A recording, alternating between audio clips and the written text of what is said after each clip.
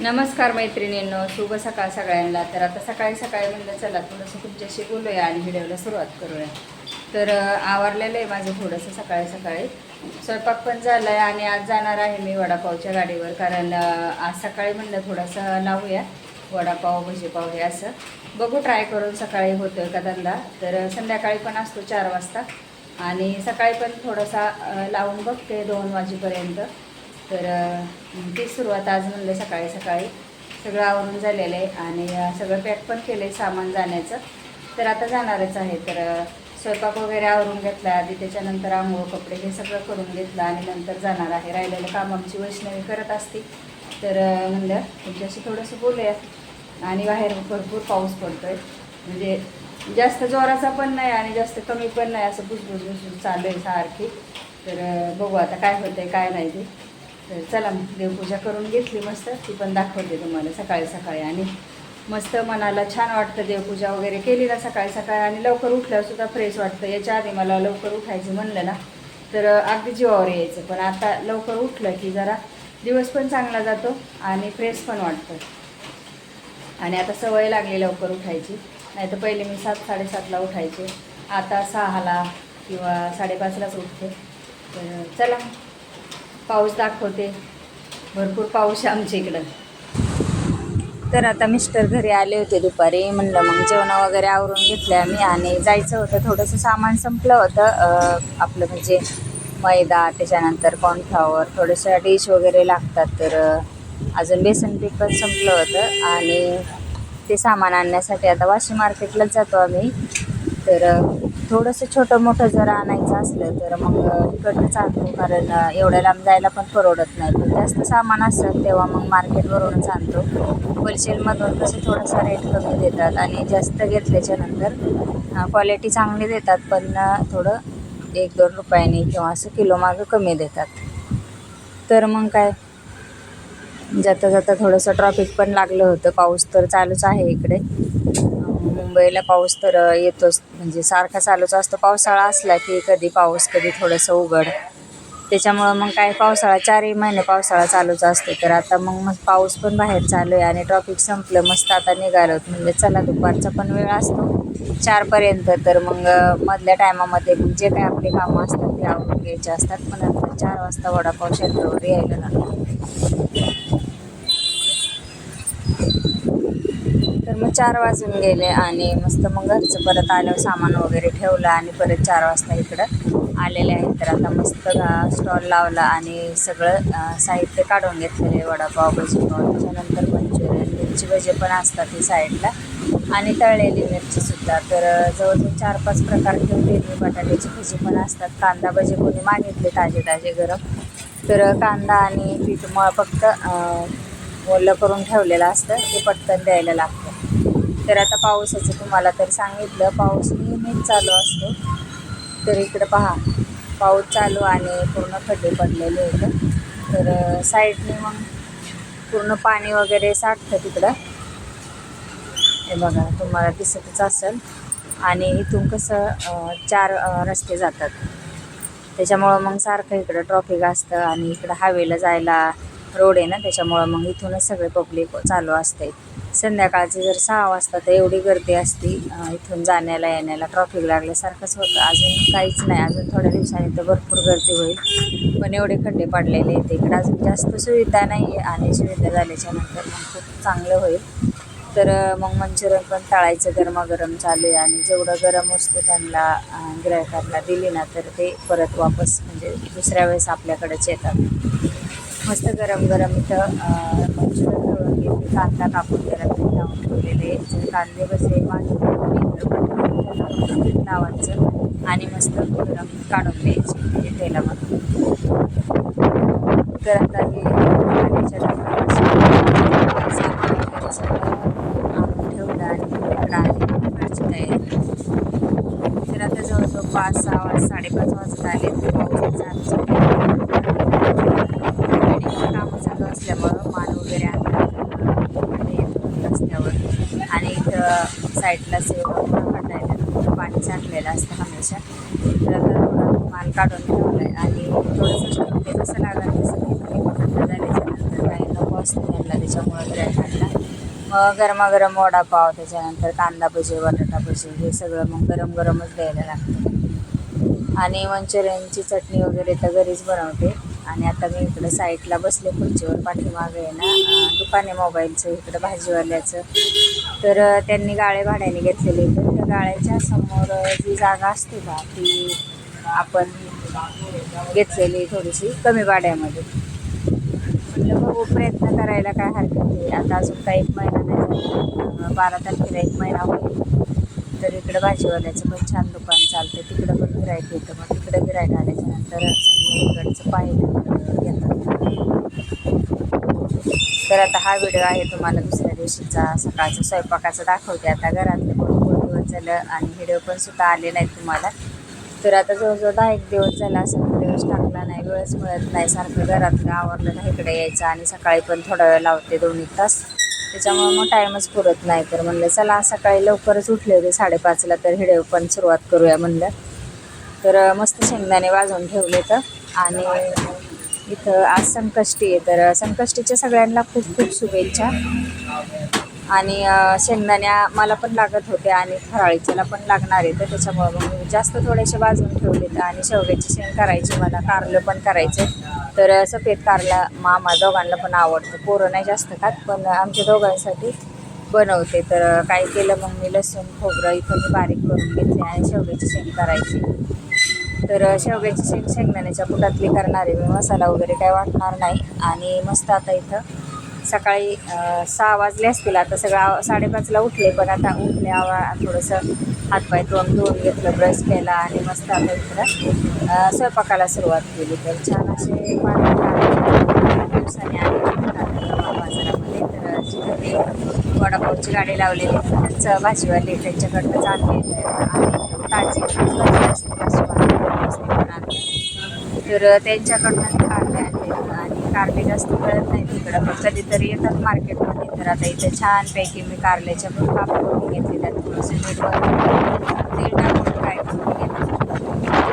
तरी सगळे कारले ना खायला पण खूप टेस्टी लागतं. मसाला वगैरे भरून बनवलं ना पण आता त्यात फ्राय कारलं करणार आहे. तर मिस्टरांना असंच आवडतं कच्चं म्हणजे बिना मसाल्याचं, फक्त चिंचाच्या पाण्यामध्ये शिजवून घ्यायचं. आता मी काय केलं, चिंच भिजायला विसरलं, चिंचेचं थोडं टाकलं तरी पण चालतं, छान शिजलं जातं त्याच्यामध्ये. आणि चांगलं मऊ शिजू द्यायचं. तर 10 ते 15 मिनटं बारीक गॅसवर कारलं शिजायला ठेवलं. तोपर्यंत इकडं शेवग्याची शेंग करते. तर शेवग्याच्या शेंगाला फक्त जिऱ्या मोहरीची फोडणी देणारे, लसूण खोबरं वाटून घेतलेलं तुम्ही पाहिलंच असेल. आणि नाही तर मग मसाल्यात पण करत असते, पण आता सकाळचं म्हणजे चला डब्याला पण द्यायचं वैभवला, तर मस्त फोडणी देऊन घेतली. तर आता थोड्याशाच माझ्याकडे 2 शेंगा होत्या उरलेल्या, त्या दिवशी बाजारातून नेल्याचं पाव किलो. तर त्या 2 शेंगाचंच आता भात पातळ भाजी करते. आणि कारला आहे सुद्धा, तर त्याला खायची मी खाते, कारलं नसेल आवडतं मग शेवग्याची शेंग खाते. सकाळी सकाळी एकदा स्वयंपाक आवरला का मग मला बाकीची चटणी, त्याच्यानंतर इकडं पिठं वगैरे मळायला लागतं मंचुरियनचं. तर ते सगळं साहित्य माझा स्वयंपाक करून घेतल्याच्या नंतरच मी करायला लागते. म्हणजे कसं थोडं थोडंच करते जसं लागेल तसं, कारण जास्त करून ठेवलं ना तर बटाटा वगैरे काळा पडतो. त्याच्यामुळं थोडंसं 1 किलोचा बटाटा त्याचं वड्यासाठी मी मिश्रण करून घेते. आणि थोडं सगळं चटण्या वगैरे एका दिवसापुरत्या, हिरवी चटणी बनवायला लागते. त्याच्यानंतर चटणीची चटणी असते, लाल लसूण आणि हळद मीठ, थोडीशी हळद टाकायची, असले टाकले तरी पण चालते, पण कलर टाकते मी थोडासा, छान कलर येतो त्याने. तर लसूण खोबऱ्याची सुद्धा वाटण टाकते. आणि मस्त शेवग्याची याच्यामध्ये मी हरभऱ्याची डाळ टाकणार आहे, कारण हरभऱ्याच्या डाळीने काय होतं, शेंग म्हणजे आमटीचा कट कसा आपला असतो तशी भाजी लागते खायला. म्हणजे आमटी जेव्हा आपण डाळ शिजवतो ना, तर तेव्हा वर असं येळवणी असतं, ते येळवण्यासारखं ह्या भाजीमध्ये उतरतं, मग खायला अजून टेस्टी लागते. मग थोडीशी मी आता याच्यामध्ये चण्याची डाळ टाकून घेतली. मस्त तरी आलेली, घरचाच मसाला आहे, घरचा काय नाही वापरत नाही. तर आता मस्त आता इकडं छानपैकी बारीक गॅसवरच शिजून देते बराच वेळ, जेवढी शेंग शिजल तो, आणि तोपर्यंत इकडं कारलं पण शिजते. तर तर आता कारलं चांगलं शिजू द्यायचं, पूर्ण पाणी आटायचं आणि चिंच बघा बरोबर त्याच्यामध्ये विरघळून गेली. तर भिजायला घालायचं जरी विसरला असताल ना तर अशा पद्धतीने वरून टाकली तरीसुद्धा त्याच्यामध्ये पाण्यात एकदा चिंच गेली की ती विरघळून जाते. त्यातलं थोडंसं चुट्टा बाजूला काढून टाकायचं.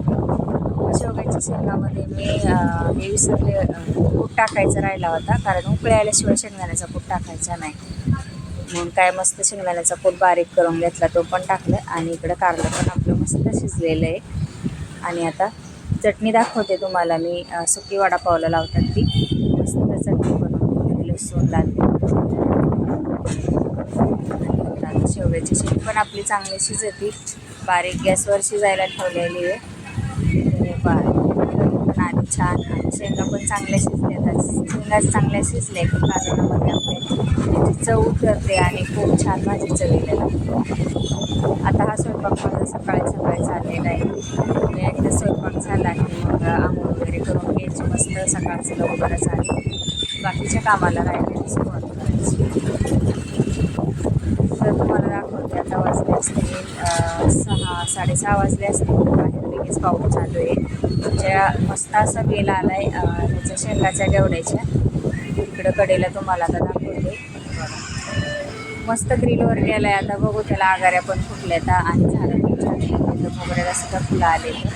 आणि मस्त मी असं सहजच लावले होते, ते एवढा वेलवरती पत्र्याला गेला आहे डायरेक्ट गॅलरीमध्ये. तर मस्त इथं त्याला जर आल्या शेंगा तर तुम्हाला मी दाखवेन. सकाळचं वातावरण असं आहे 6:30 वाजता. आणि हे पण इकडं पण झाडं वगैरे खूप छान झाले पावसामुळं. सकाळी पाऊस चालू आणि घरामध्ये माझा स्वयंपाक चालू, असं वातावरण थंड. आता बरं वाटते, पण जेव्हा पाऊस गेला ना, उन्हाळा वगैरे आल्यावर खूप गरम होतं. आता चांगलं वाटतं स्वयंपाक वगैरे करताना, आणि गरम होत नाही. जेव्हा उन्हाळा येईल ना तेव्हा किचनमध्ये यायला नको वाटतं. मग मी निवांत सकाळचं बसून किचनमध्ये स्वयंपाक करतो.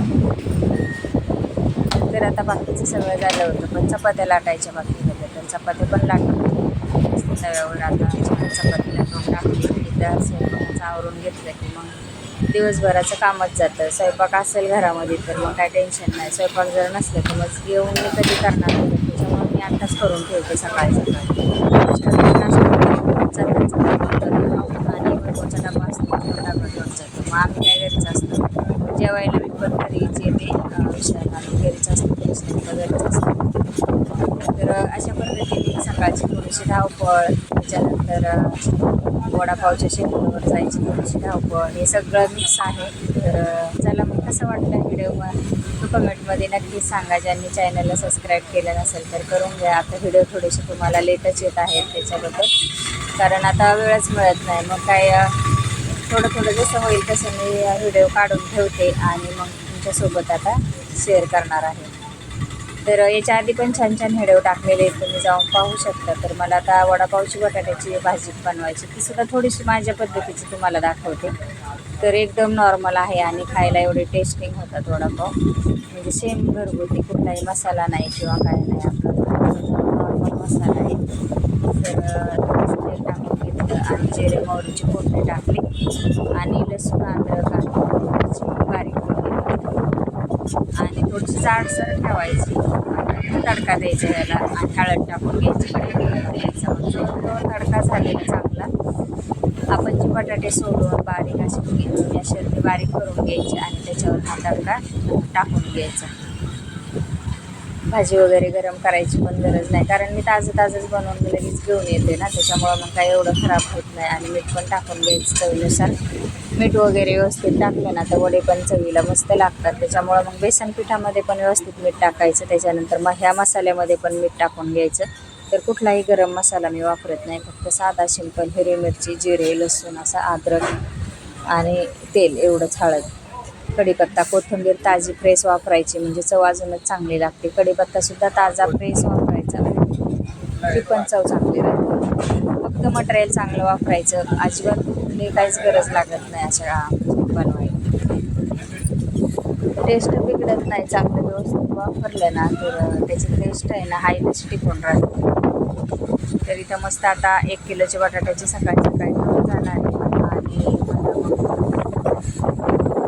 दुपारी लागल्याच्या नंतर परत मटेरियल करून येत आहे. तर आता इथं भजी करायचं काम चालू आहे. कांदा भजी मस्त गरम गरम.